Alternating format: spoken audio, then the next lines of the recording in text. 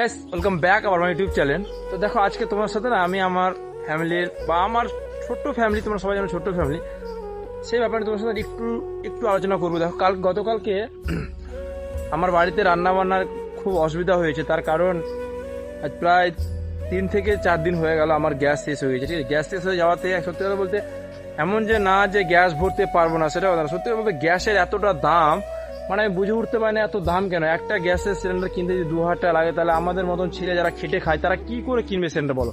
সত্যি আমি মানে এখন আমার এতটা অসুবিধা হচ্ছে রান্না বান্না বাড়িতে নিয়ে, খাওয়া দাওয়া নিয়ে, মানে এই 2-3 দিন ধরে প্রচুর অসুবিধা রান্না বান্না। ঠিক আছে, আর গ্যাসের দাম কমবে কি কমবে না তা বুঝতে পারছি না ভাই, সত্যি কথা বলতে। আর একটা বড় কথা হলো যে আমার না গ্যাসের বই নেই, আমি গ্যাসের বই করিনি।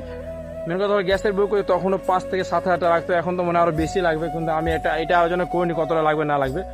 কিন্তু একটা জিনিস জানো, মানে অফিস রেটে যাই হোক 1000, 10,000, 50 যাই হোক না কেন, সত্যি অফিস রেটে নিলে পরে না পরবর্তী সময় মানে নেওয়ার পরে যে গ্যাসের সাবসিডিটা আসে, সামথিং যতটা আছে সেটা কিন্তু লাভ হয়। আর সত্যি কথা বলতে এখন আমার গ্যাসের বই নেই, আমার গ্যাসের এত প্রয়োজন, কিন্তু মেন কথা হলো যে আমার বই নাই বলে ব্ল্যাকে এত গ্যাসের দাম যে আমি বুঝতে পারছি না।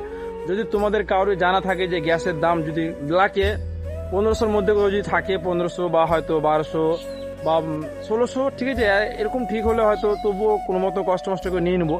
যদি তোমাদের জানা থাকে তাহলে অবশ্যই জানাই। আর একটা জিনিস আমাকে সবাই কমেন্ট বক্সে বলে দিও যে গ্যাসের বই করতে কত টাকা খরচ হচ্ছে এখন, শুধু এখনকার সময় কত টাকা লাগে, প্লিজ জানালে খুব ভালো হয়।